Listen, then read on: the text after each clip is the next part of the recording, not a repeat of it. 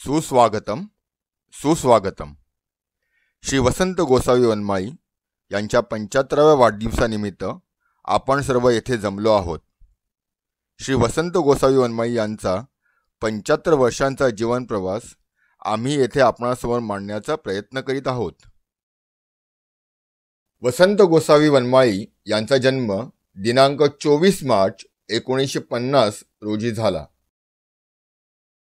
मुंबईच्या वेशीवर असलेल्या निसर्गसंपन्न अशा वसई येथे त्यांचा जन्म झाला. वडील श्री गोसावी चिंतामण वनमाळी आणि आई काशीबाई गोसावी वनमाळी यांचे ते 5वे पुत्र. श्री गोसावी वनमाळी हे वसईच्या माणिकपूर गावचे रहिवासी. गोसावी आणि काशीबाई दाम्पत्यास एकूण 6 अपत्ये होती. मोठा हरिश्चंद्र, त्याच्या मागे गुणा उर्फ जयश्री, मग भास्कर, शकुंतला, वसंत आणि दत्तात्रय अशी ही 6 भावंडे. वसंत वनमाळी यांचे प्राथमिक शिक्षण जिल्हा परिषद शाळा माणिकपूर आणि पुढील शिक्षण न्यू इंग्लिश स्कूल वसई येथे झाले. मार्च 1969 साली ते जुने SSC म्हणजे त्या काळची 11वी उत्तीर्ण झाले. घरची परिस्थिती बेताची असल्यामुळे ते पुढील शिक्षण घेऊ शकले नाहीत. आपले मोठे बंधू हरिश्चंद्र वनमाळी यांच्या पावलावर पाऊल ठेवत ते 23 फेब्रुवारी 1970 रोजी प्रादेशिक परिवहन विभाग म्हणजेच RTO मध्ये ज्युनियर क्लार्क म्हणून रुजू झाले. त्यांनी RTO मध्ये विविध पदांवर 38 वर्षे सेवा दिली. पुढे 22 फेब्रुवारी 1973 रोजी मुक्काम खालिंग तालुका भिवंडी येथील श्री कानू भोईर यांची कन्या विठा म्हणजे आत्ताच्या वर्षा यांच्याबरोबर त्यांचा गणेशपुरी येथे विवाह झाला. गेली 52 वर्षे त्यांचा सुखी संसार सुरू आहे. शिक्षणाचे महत्त्व ओळखून त्यांनी लग्नानंतर वर्षा हीच शालेय शिक्षण पूर्ण करण्यास प्रोत्साहित केले. आपल्या वैवाहिक जीवनात वसंत आणि वर्षा यांनी अनेक चढउतार पाहिले. त्यांची मोठी मुलगी रचना ही साधारण 4 ते 5 महिन्याची असताना अचानक आजारी पडली. वसंत आणि वर्षा यांनी तिच्यावर हर तऱ्हेचे उपचार केले, प्रयत्नांची शर्थ केली, परंतु जवळपास वर्षभर उपचार करूनही रोगाचे योग्य निदान न झाल्यामुळे 21 ऑक्टोबर 1976 रोजी रचना हिचे दुःखद निधन झाले आणि वसंत आणि वर्षा यांच्यावर दुःखाचा डोंगर कोसळला. परंतु या परिस्थितीतही ते धीराने सामोरे गेले. नंतर वसंत आणि वर्षा यांना 4 मुले झाली. चेतन, स्वरूपा, आशिष आणि आकाश अशी ही 4 मुले. 4ही मुलांना त्यांनी उत्तम शिक्षण दिले आणि आज ते सर्व आपापल्या क्षेत्रात उत्तमरित्या कार्यरत आहेत. मोठा मुलगा चेतन याचा विवाह दिनांक 20 ऑगस्ट 2001 रोजी संजीवी हिच्याशी झाला. चेतन आणि संजीवी यांना तनय आणि इशिता अशी 2 मुले आहेत. मुलगी स्वरूपा हिचा विवाह डॉक्टर विजय पाटणकर यांच्याशी दिनांक 26 डिसेंबर 2004 रोजी झाला. स्वरूपा आणि डॉक्टर विजय यांना प्रांजल नावाची कन्या आहे. तिसरा मुलगा आशिष याचा विवाह वंदना हिच्याशी दिनांक 28 मे 2010 रोजी झाला. आशिष आणि वंदना यांना कृषय नावाचा मुलगा आहे. छोटा मुलगा आकाश याचा विवाह श्वेता हिच्याशी 18 डिसेंबर 2011 रोजी झाला.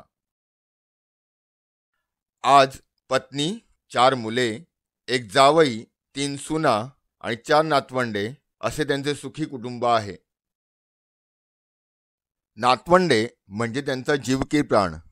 या नातवंडांचे लाड करण्यात त्यांचा वेळ कधी निघून जातो हे त्यांना देखील कळत नाही. लग्नानंतर माणिकपूर आणि नंतर काही काळ मालाड येथे ते वास्तव्यास होते.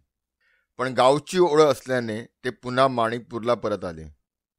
15 ऑगस्ट 1988 साली त्यांनी माणिकपूर गावात आपले स्वतःचे घर बांधले आणि आपली मोठी मुलगी रचना हिच्या स्मृतीखातर या वास्तूस रचना हे नाव दिले. पुढे 1994 साली त्यांनी या वास्तूचा विस्तार केला आणि घरावरती एक मजला वाढवला. आजही ते याच वास्तूत वास्तव्यास आहेत. वसंत वनमाई यांना फिरण्याची आणि देवदर्शनाची खूप आवड आहे. शिर्डी, वज्रेश्वरी, महालक्ष्मी, निर्मळ आदी धार्मिक स्थळांना ते नियमित भेट देत असतात. त्याचबरोबर पंढरपूर, जेजुरी, सोरटी सोमनाथ, अष्टविनायक, एकविरा, सप्तशृंगी आदी स्थळांनाही त्यांनी भेट दिली आहे. परिवारासोबत देखील ते नियमितपणे फिरायला जायचे. गोवा, सोलापूर, पुणे, नाशिक अशा अनेक ठिकाणी ते सहकुटुंब फिरायला गेले. आणि मित्रांबरोबरच्या पिकनिक म्हणजे तर जणू काही पर्वणीच. माथेरान, महाबळेश्वर, लोणावळा, खंडाळा ही म्हणजे पिकनिकसाठीची हक्काची ठिकाणे. त्यांचा बहुतेक प्रवास त्यांनी ट्रेन किंवा गाडीने केला.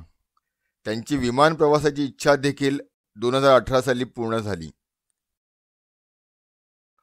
2018 मध्ये ते विमानाने काश्मीर येथे फिरायला गेले आणि दिलखुलास मजा केली. वसंत वनमाई यांचा मित्रपरिवार खूप मोठा आहे. वसंत वनमाई, विलास जाधव, दिनकर वनमाई, भास्कर जाधव आणि यशवंत जाधव म्हणजे जणू काही एका हाताची 5 बोटे. त्याचबरोबर मनोहर भांगूर जाधव, किशोर माणिक वनमाई, सयाजी उर्फ हेमंत राऊत, अनिल वनमाई, परसू मास्तर उर्फ पुरुषोत्तम जाधव, जना बिल्डर उर्फ जनार्दन रामचंद्र वनमाई, मधुकर राऊत, छोटू उर्फ अनंत एडवणकर, जगदीश बाबाजी वनमाई, मधुसूदन वनमाई, श्यामकांत जाधव, काशीनाथ बानू वनमाई, दिनेश वाईन्सकर, सतीश वाईन्सकर, नेल्सन नूनीस, गिरगोल, अशोक असा त्यांचा मोठा मित्रपरिवार. कदाचित काही नावे राहून गेली असतील, त्याबद्दल मी क्षमस्व आहे.